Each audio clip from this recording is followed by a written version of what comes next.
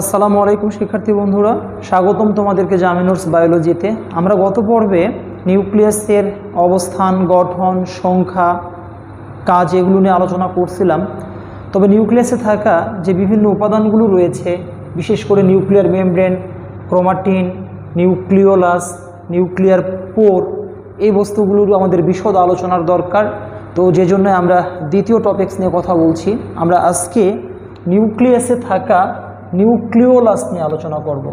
নিউক্লিয়াসের একটা গুরুত্বপূর্ণ পার্টকে আমরা বলি নিউক্লিওলাস। নিউক্লিওলাস হচ্ছে নিউক্লিয়াসের ভেতরে থাকা একটা ঘনীভূত অঞ্চল। রিমেম্বার, এরকম ঘনীভূত বা ডার্ক জোন বলা হয়।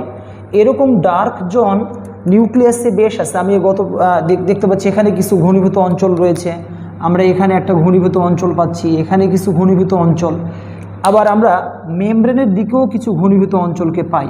ওকে, তো যে নিউক্লিয়াসের ভেতরে যে পার্টগুলো ছড়ানো থাকে আমরা ওটাকে বলি ইউক্রোমাটিন, আর যেগুলো ঘনীভূত অবস্থায় থাকে সেগুলোকে বলা হয় হেটারোক্রোমাটিন। তার মানে বোঝা যাচ্ছে যে কিছু heterochromatin part of the chromatin fibre, ক্রোমাটিনের কিছু ঘনীভূত অংশ আমাদের এই জায়গাতে অবস্থান করে। এটা মূলত ডেন্স ক্রোমাটিন ফাইবার প্লাস কিছু প্রোটিন। নিউক্লিয়াসের জন্য যাবতীয় প্রোটিনগুলো এখানে ভান্ডার হিসেবে জমা থাকে। সাইটোপ্লাজমের রাইবোজোমে প্রোটিন তৈরি হয়। প্রোটিনগুলো উৎপাদনের পর নিউক্লিয়ার মেমব্রেনের রন্ধ্র দিয়ে নিউক্লিয়াসে ঢোকে এবং প্রোটিনগুলোকে এখানে স্টোর করানো হয়। যাবতীয় প্রোটিন ছড়িয়ে ছিটিয়ে প্রোটিন থাকে, বাট স্টোর অবস্থাতেও কিছু প্রোটিন থাকে, আর কিছু তন্তুময় গঠন থাকে।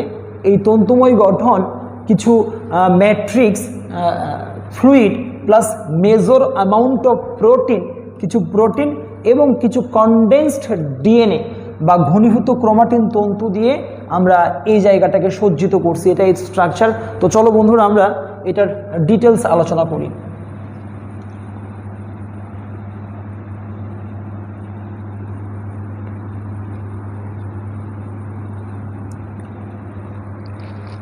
তো বন্ধুরা দেখো, আমরা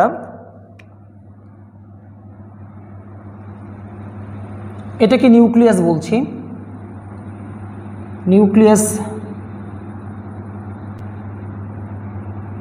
দুইটা পর্দা থাকবে, এটাও বাইলেয়ার, এটিও বাইলেয়ার। দুইটা পর্দায় বাইলেয়ার, ফসফোলিপিড বাইলেয়ার। আমরা বলছিলাম যে এখানে একটা অঞ্চল থাকে, যে অঞ্চলটিকে আমরা বলি নিউক্লিওলাস, একটা ঘনীভূত। রিমেম্বার, এটির সংখ্যা একটিও হতে পারে, আবার দুইটিও হতে পারে।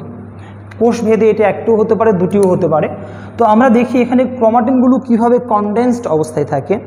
তো অ্যাট ফার্স্ট লক্ষ্য করো যে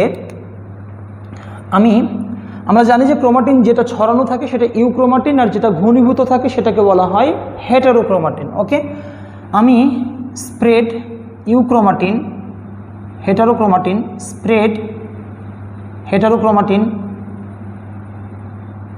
euchromatin, heterochromatin, euchromatin, heterochromatin, heterochromatin, euchromatin.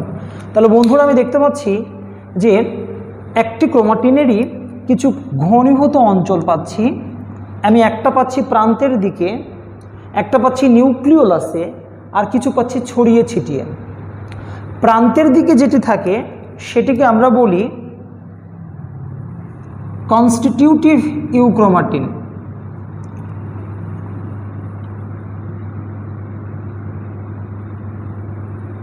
Constitutive heterochromatin. ওকে, আর যেগুলো আমাদের মাঝখানে আছে এগুলোকে আমরা বলি ফ্যাকাল্টেটিভ হেটারোক্রোমাটিন।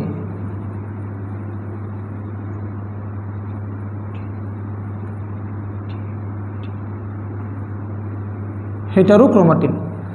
তাহলে আমরা হেটারোক্রোমাটিনগুলোকে দুইভাবে পাচ্ছি। একটা পাচ্ছি কনস্টিটিউটিভ হেটারোক্রোমাটিন, একটাকে বলি ফ্যাকাল্টেটিভ হেটারোক্রোমাটিন। হেটারোক্রোমাটিনগুলোতে খুব একটা জিন থাকে না, ডিএনএ থাকে বাট জিন থাকে না। This DNA are not functional. তো নট ফাংশনাল বলেই তো আমরা সেগুলোকে গুছিয়ে রাখছি, যেগুলোর প্রয়োজন নাই।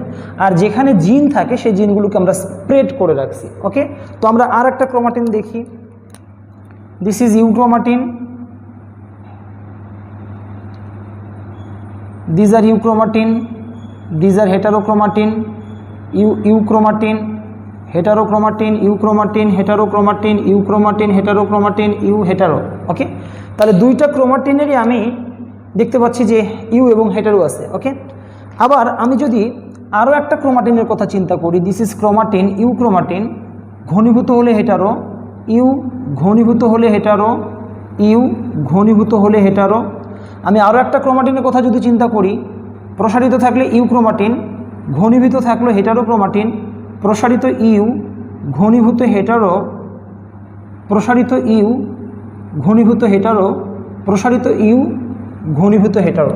ওকে, তাহলে আমরা দেখতে পাচ্ছি যে আমাদের হেটারোক্রোমাটিনগুলো মূলত তিন জায়গায় পাচ্ছি। কিছু হেটারোক্রোমাটিন পাচ্ছি মেমব্রেন সংলগ্ন অঞ্চলে, কিছু হেটারোক্রোমাটিনকে পাচ্ছি নিউক্লিওলাসে, আর কিছু পাচ্ছি ছড়িয়ে ছিটিয়ে। যেগুলো ছড়িয়ে ছিটিয়ে থাকে সেগুলোকে বলা হয় ফ্যাকাল্টেটিভ হেটারোক্রোমাটিন। আর যেগুলো আমাদের পরিধির দিকে থাকে, বিশেষ করে এইটা পরিধির দিকে আসে, আমাদের এইটা পরিধির দিকে আসে এবং নিউক্লিওলাসে আসে, এগুলোকে বলা হয় কনস্টিটিউটিভ হেটারোক্রোমাটিন। এখানে জিন নেই, এমআরএনএ তৈরির জন্য কোনো জিন থাকে না। এখন প্রশ্ন হচ্ছে, তাহলে আমরা দেখতে পাচ্ছি যে নিউক্লিওলাসটা কেন উজ্জ্বল হয়?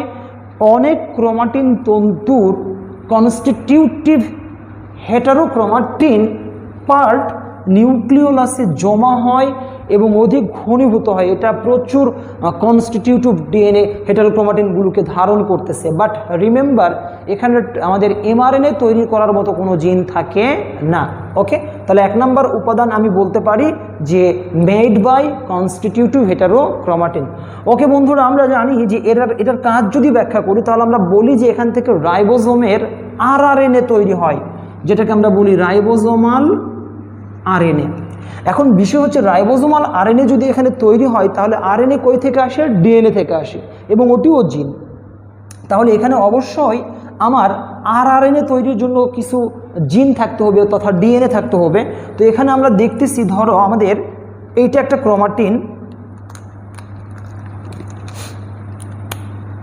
This is chromatin. ওকে, ইউক্রোমাটিনই ধরো। এখন এই ইউক্রোমাটিনের এই পার্টটুকুকে আমরা বলতেছি RDNA. What is RDNA? RDNA মানে হচ্ছে যে যেখান থেকে আমরা রাইবোজোমাল প্রোটিনের জন্য আমরা সিগন্যাল পাবো, অর্থাৎ রাইবোজোমাল আরএনএ পাবো, সেটাকে বলা হয় আরডিএনএ। This is RDNA. এইখানে আমি আবার একটা আরডিএনএ পাচ্ছি। The part of the DNA, ডিএনএর একটা অংশ যেখান থেকে আরআরএনএ প্রস্তুত হয়। আর ডিএনএ থেকে আমরা তৈরি করতে পারবো আরএনএ। ওকে, তাহলে আমরা দেখতে পাচ্ছি এটা একটা ক্রোমাটিন যার রয়েছে আরডিএনএ, আবার আরডিএনএ, আবার আরডিএনএ। তার মানে আমরা এটাও বুঝতে পারতেছি যে এগুলো রিপিট হচ্ছে। These are repeated DNA, because আমরা জানি যে প্রচুর রাইবোজোম তৈরি করতে হয়। একটা সাইটোপ্লাজমের জন্য প্রচুর রাইবোজোম লাগে, আর প্রচুর রাইবোজোমের জন্য প্রচুর আরআরএনএর প্রয়োজন। আর প্রচুর আরআরএনএ আমি তখনই পাবো যদি আমার অনেক বেশি আরডিএনএ পার্ট থাকে। তাহলে আমরা জানি যে আরআরএনএ কই থেকে তৈরি হয়? From nucleolus. তো আমরা এটাকে বলছি নিউক্লিওলাস। তাহলে অবশ্যই এরকম আরডিএনএ আরডিএনএ আরডিএনএ তথা রিপিটেড, বারবার আরডিএনএগুলো রিপিট করতেছে। এই রিপিটেড আরডিএনএগুলোকে এখানে রাখতে হবে। তো চলো আমরা দেখতে পাচ্ছি, this is another chromatin RDNA. এটা কনডেন্স না, এটা স্প্রেড। ওকে, তাহলে আমরা এখান থেকে আমরা আরআরএনএ তৈরি করার জন্য আরডিএনএর যে পার্ট, এটা কিন্তু আরডিএনএ নয় বন্ধুরা, এটা chromatin. This is chromatin, this is also chromatin. তাহলে ক্রোমাটিনের যে অঞ্চলে থেকে আরআরএনএ তৈরি হয় ওই অঞ্চলটিকে বলা হয় আরডিএনএ।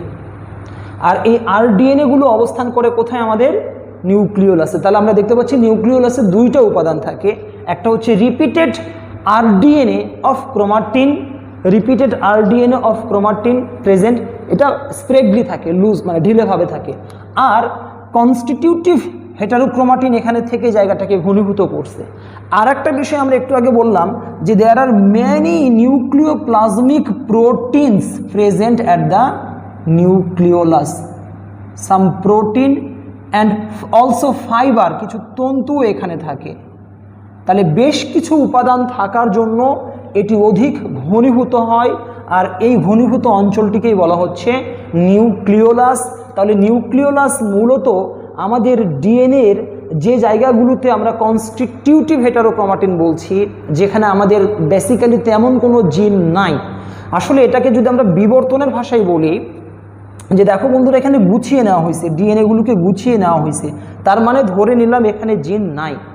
আসলে এখন জিন নাই তো কি হয়েছে, আজ থেকে বহু বছর পূর্বে 1000, 2000, 5000 বছর পূর্বে যখন বিবর্তনের হাত ধরে ধরে আমরা এগুচ্ছিলাম সামনের দিকে, তখন এই জায়গাগুলোতে আমাদের প্রয়োজনীয় জিন ছিল, কিন্তু এই পরিবেশের সাথে খাপ খাওয়াতে গিয়ে আমাদের এই জিনগুলোর আর প্রয়োজন নাই, বিধায় এই ডিএনএটাকে এই জিন আছে বাট এটার কোনো ফাংশন নাই, এই ফাংশনলেস জিনগুলো, ফাংশনলেস ডিএনএগুলোকে আমরা ঘনীভূত করে ফেলছি এবং এই কনডেন্সড ডিএনএগুলোকে আমরা নিউক্লিয়াসের মেমব্রেনের দিকে রাখছি। Some of the condensed DNA present at the nuclear membrane. তোমরা বুঝতেই পারতেছো নিউক্লিয়ার মেমব্রেন অনেক বড় জায়গা, এখানে প্রচুর অপ্রয়োজনীয় জিনগুলোকে আমরা গুছিয়ে রাখছি এবং কিছু পরিমাণে অপ্রয়োজনীয় জিনগুলোকে আমরা, যেখান থেকে কোনো প্রোটিন তৈরি হয় না, কোনো এমআরএনএ তৈরি হয় না, এরকমকে আমরা এখানেও স্টোর করছি। তাহলে আমরা বলতে পারি যে নিউক্লিয়াসে থাকা ঘনীভূত অঞ্চলগুলো বা ডার্ক জোনগুলো হেটারোক্রোমাটিন দিয়ে তৈরি, যেখানে জিন থাকতেও পারে বাট এই জিনগুলোর কোনো প্রয়োজন নাই। আর যেটা কখনোই খোলা হয় না সেটাকে আমরা বলি কনস্টিটিউটিভ, আর যেটাতে জিন আছে কিন্তু বর্তমানে ব্যবহার হচ্ছে না, পরে হয়তো 10 দিন পর হতে পারে, সেটা আবার খুলে ফেলতে পারি, ওটাকে বলা হয় ফ্যাকাল্টেটিভ হেটারোক্রোমাটিন। তাহলে নিউক্লিওলাসে থাকে মূলত আমার কনস্টিটিউটিভ হেটারোক্রোমাটিন, এখানে আবার প্রচুর ডিএনএগুলোকে আমরা একত্রিত করে রাখছি এবং প্রচুর প্রোটিন আছে নিউক্লিওপ্লাজমের, প্রচুর ফাইবার তন্তু রয়েছে এবং এখানে কিছু জিনও থাকে। অ্যাকচুয়ালি এটা এমআরএনএ তৈরির জিন নয়, এটা আরআরএনএ তৈরির জন্য জিন, ওটাকে বলা হয় আরডিএনএ। আসলে এটাকে জিন না বলে বলা হচ্ছে আরডিএনএ। What is RDNA? যে ডিএনএর যে অংশ থেকে আরআরএনএ তৈরি হয়, আমরা নাম শুনছি টিআরএনএ, এমআরএনএ, আরআরএনএ, তো এই আরআরএনএ যে ডিএনএর পার্ট থেকে তৈরি হয় সেটিকে বলা হয় আরআরএনএ। এই রিপিটেড অবস্থায় আরডিএনএটাও আমাদের এখানে সেট আপ দেওয়া থাকে, এটা হচ্ছে স্ট্রাকচার। ওকে, চলো আমরা এবার যদি কাজ নিয়ে কথা বলি, তাহলে আমরা দেখব যে আমাদের সাইটোপ্লাজমে রাইবোজোমের স্মল সাব ইউনিটও তৈরি হয়, লার্জ সাব ইউনিটও তৈরি হয়। রাইবোজোমাল সাব ইউনিটগুলো বেসিক্যালি প্রোটিন এবং আরআরএনএ। প্রোটিন তো আমাদের সাইটোপ্লাজমে আছে, এই প্রোটিনগুলোকে তৈরি করা হচ্ছে, this is ribosomal sub unit.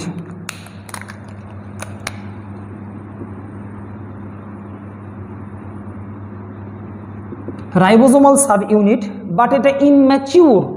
সাইটোপ্লাজমে থাকা একটা পারফেক্ট রাইবোজোম, ধরো এটা একটা perfect ribosome, this is mature ribosome বা পারফেক্ট রাইবোজোম।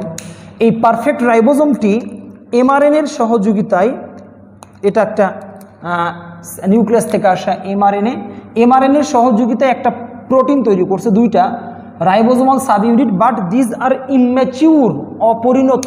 তখন এই অপরিণত রাইবোজোমাল সাব ইউনিট আমাদের মেমব্রেনের ভেতর দিয়ে, নিউক্লিয়ার মেমব্রেনের ভেতর দিয়ে যে পোর আছে, নিউক্লিয়ার রন্ধ্র বলা হয়, এই নিউক্লিয়ার রন্ধ্রের ভেতর দিয়ে এটি নিউক্লিওলাসে মাইগ্রেট করে, কারণ এটি এখনও চূড়ান্ত হয়নি। রাইবোজোম তৈরি করতে গেলে আমাদেরকে স্মল রাইবোজোমাল সাব ইউনিট লাগে, লার্জ রাইবোজোমাল সাব ইউনিট লাগে, আর স্মল এবং লার্জ রাইবোজোমাল সাব ইউনিট সাইটোপ্লাজমে তৈরি হয় বাট অপরিণত। এই অপরিণত রাইবোজোমাল সাব ইউনিটগুলোকে আমরা নিউক্লিয়ার রন্ধ্রের ভেতর দিয়ে নিয়ে আসি নিউক্লিওলাসে। নাও ইম্যাচিউর রাইবোজোমাল সাব ইউনিট আলাদা আলাদাভাবে ইন্ডিভিজুয়ালি তারা চলে আসলো আমাদের নিউক্লিওলাসে। এটাকে ধরো নিউক্লিওলাসে চলে আসলো। ওকে, এখন এইটাকে ম্যাচিউর করতে গেলে আরআরএনএ লাগবে। ওকে, তো আমরা তো জানি যে আরআরএনএর জন্য যে ডিএনএ, এটা তো নিউক্লিওলাসে আছে। আমরা সবুজটাকে বলছিলাম, সবুজের কিছু অংশ, সবুজ ডিএনএর কিছু অংশ নিউক্লিওলাসে আছে। এই পার্টটুকু মনে করো যে আমাদের অবস্থান করতেছে। তো আমাদের এই আরডিএনএ বা রিপিটেড আরডিএনএটা থাকে আমাদের নিউক্লিওলাসে। তাহলে এখান থেকে আরআরএনএ তৈরি হচ্ছে। এই আরআরএনএগুলোর সাথে এখন আমাদের এই অপরিণত রাইবোজোমাল সাব ইউনিটটা যুক্ত হবে।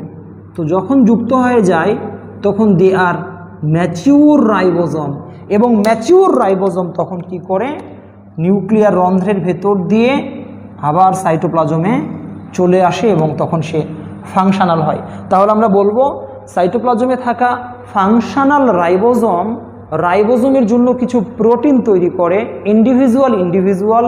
এই প্রোটিনগুলোকে আমরা বলি ইম্যাচিউর অপরিণত রাইবোজোমাল সাব ইউনিট। এই অপরিণত রাইবোজোমাল সাব ইউনিট হিসেবে আমরা একটা বলি 50s, একটা বলি 30s বা 60-40। এই সাব ইউনিটগুলো আমাদের নিউক্লিয়ার রন্ধ্রের ভেতর দিয়ে নিউক্লিওলাসে যায়, আর নিউক্লিওলাসে রয়েছে আরডিএনএ বা রিপিটেড আরডিএনএ। রিপিটেড আরডিএনএ থেকে রিপিটেড আরআরএনএ তৈরি করা হচ্ছে। নাও আরআরএনএ বাইন্ড উইথ ইম্যাচিউর, যেটা আসছিল তার সাথে যুক্ত হয় এবং ম্যাচিউর হয়ে সে আবার সাইটোপ্লাজমে চলে যায়। তাহলে নিউক্লিওলাসের খুবই গুরুত্বপূর্ণ কাজ হচ্ছে প্রোটিন তৈরির কারখানা রাইবোজোম তৈরি করা। তাহলে নিউক্লিওলাস সম্বন্ধে একটা মোটামুটি আমরা আইডিয়া পেলাম যে এটা নিউক্লিয়াসে থাকা একটা ঘনীভূত অঞ্চল। এখানে প্রচুর কনস্টিটিউটিভ হেটারোক্রোমাটিন দিয়ে জায়গাটা ঘনীভূত করা হয়েছে। এখানে কিছু রিপিটেড আরডিএনএ থাকে, আরডিএনএ থেকে আরআরএনএ তৈরি হয়, যা সাইটোপ্লাজম থেকে আসা অপরিণত রাইবোজোমের সাথে যুক্ত করে রাইবোজোমকে পরিণত করে বের করে দেয়। তাও মাথায় রাখবা যে সংখ্যা এটা একটিও হতে পারে, আবার দুটিও হতে পারে। আমরা প্রথমে বলছিলাম যে কোষে ম্যাক্সিমাম নর্মালি সেলে এটা একটিই থাকে, তবে এটি দুটিও হতে পারে। তো আমার বিশ্বাস তোমরা এই ভিডিও থেকে নিউক্লিওলাস সম্বন্ধে একটা আইডিয়া পেয়ে গেছো। আর নেক্সটে তোমাদের সামনে আবারও নতুন কোনো টপিক্স নিয়ে কথা বলবো। সে পর্যন্ত ভালো থেকো। ধন্যবাদ সবাইকে। আসসালামু আলাইকুম।